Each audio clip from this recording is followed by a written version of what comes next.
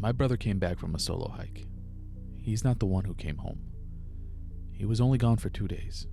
Said he needed to clear his head.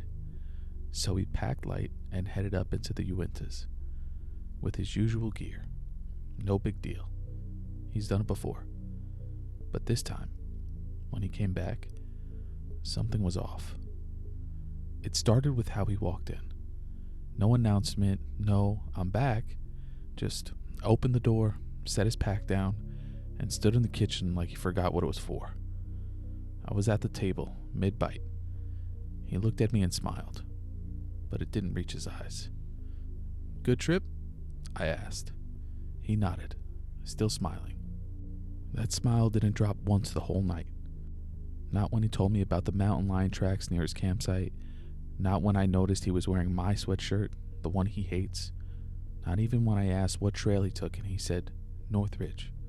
There is no North Ridge. Not here. That night, I couldn't sleep. Something about how he moved felt wrong. Too smooth, too studied. At one point, I got up to check the locks and caught a glimpse of him in the hallway mirror. He was just standing in the dark, staring at it. Not at his reflection, at the space beside it. The next morning, I found a dead bird on the porch. Not torn apart, just laid out neatly, like a gift. He said he didn't put it there. Then he asked if I remembered when our mom died. The thing is, she's still alive. I waited until he went out back. He said he wanted to feel the sun, but just stood in the middle of the yard, arms hanging loosely at his sides, face tilted upward like he was trying to remember what warmth felt like. That gave me maybe 10 minutes. I went straight for his pack. It looked normal at first. His knife, half-used water bladder, trail snacks he didn't touch. But when I unzipped the bottom pouch, I found something he would have never brought home. A lock of hair, tied with red thread, dry, brittle. Not his color, not mine. It looked old, like it had been buried in salt or ash. Underneath it was a scrap of parchment. Something drawn in charcoal. Rough circles layered with jagged lines. Stick figures warped around a central shape. I didn't recognize the symbol, but the longer I stared, the more I felt like I should. When I turned it over, a single word was scrawled in the corner in tiny, frantic handwriting. Return. I barely had time to zip the pack shut before I heard the back door open. He stepped inside, eyes still fixed on the ceiling like something might be living just above it. "You been in my bag?" he asked calmly. I lied, said no. He smiled, that damn smile. It stayed frozen while he poured himself a glass of water, gulped it down too fast, then poured another. His throat made no sound as he swallowed. Later that night, I woke up to him humming. A song we used to sing when we were little. Only half the melody was wrong. Notes bent in places they shouldn't bend. The words didn't rhyme anymore. And when I peeked down the hallway, I saw him standing at my bedroom door, back turned, not moving, just listening. He didn't say anything when I asked what he was doing. He just walked away.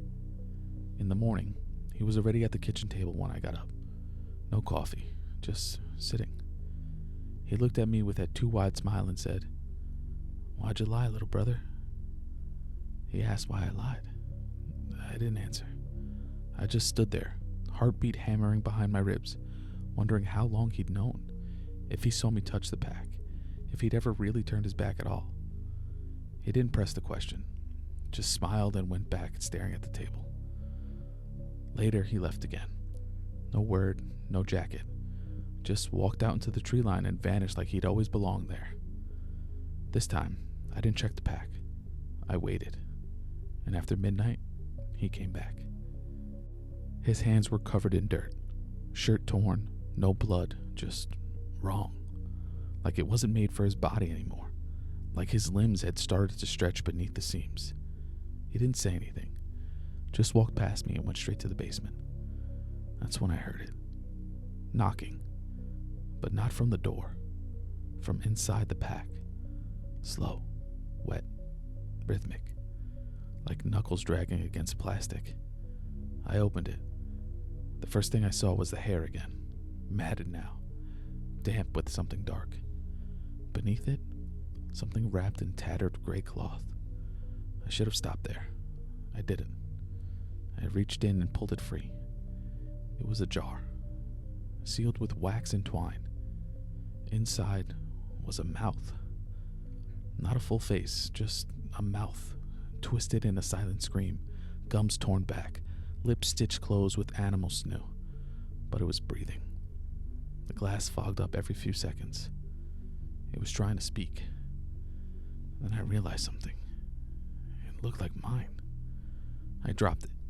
The jar didn't break, it just rolled to the edge of the floor and sat there, vibrating softly. Then, from the basement, his voice called up. Except it wasn't really his. It was mine.